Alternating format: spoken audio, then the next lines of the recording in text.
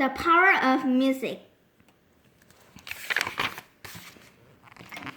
Rap and hip-hop may seem like very modern types of music, but did you know that they actually have long histories going back hundreds of years?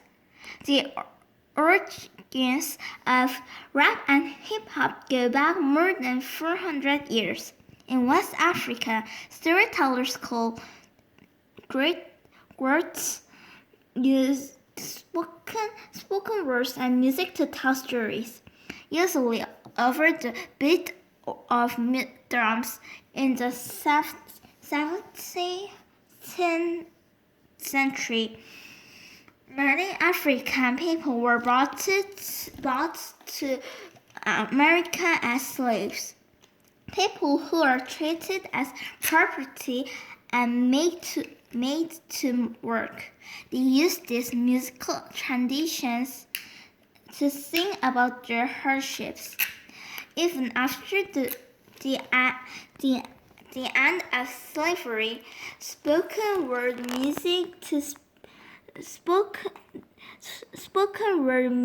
continued to be an important part of their culture. It was later used by the first rap and hip-hop artists in the late 1970s. Today, rap and hip-hop are popular not just among U.S. teenagers, but with people all over the world.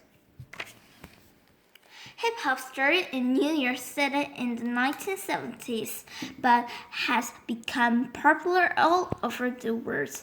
Today, many countries have their own local hip-hop scenes. Artists from different backgrounds rap about everything from cars and designer clothes to social issues. Here are two examples.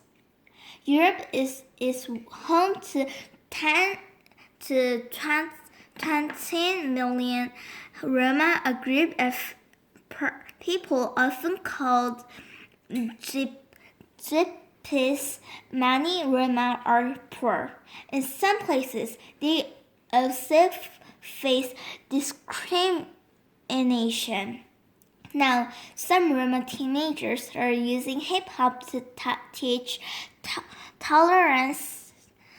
In the Czech Republic, Roma teens meet for a hip-hop class called Rap of Peace Hip Hop. Their instructor is Shamima Williams. She is a member of the all-female rap god Gudsa from South Africa.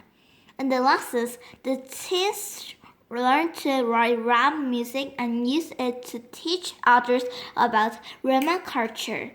These teens Williams believes they can use music to change their lives and other people's attitudes. As Daya loves hip-hop music. He grew up in a small fishing village in Senegal for a time. He was popular as a DJ in fishing village.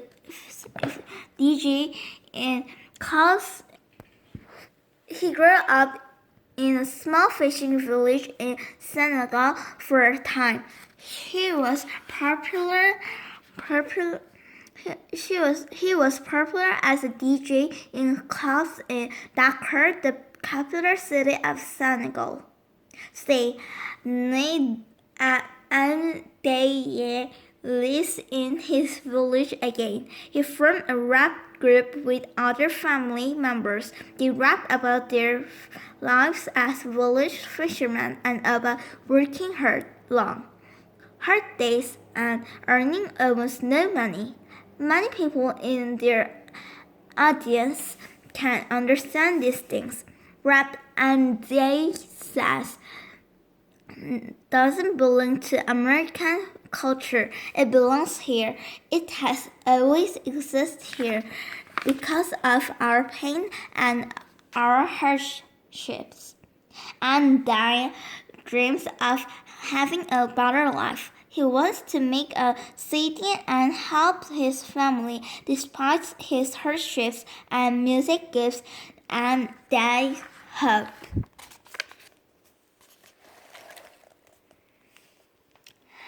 A musical boost. Is there a connection between music and language? According to recent studies, the answer is yes. Music boosts certain language abilities in the brain. Here we look at two examples.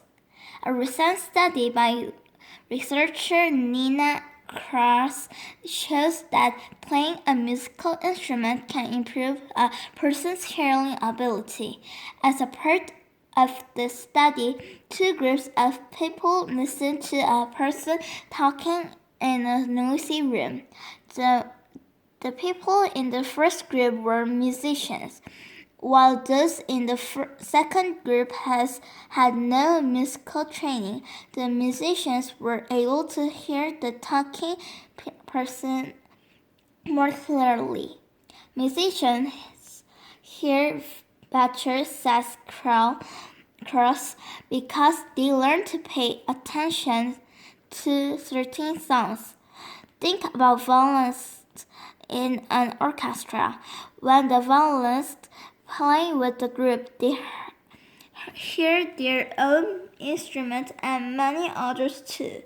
But the violinist must listen closely to what they are playing and ignore the other sounds. In this way, musicians are able to concentrate on certain sounds, even in a room with lots of noise.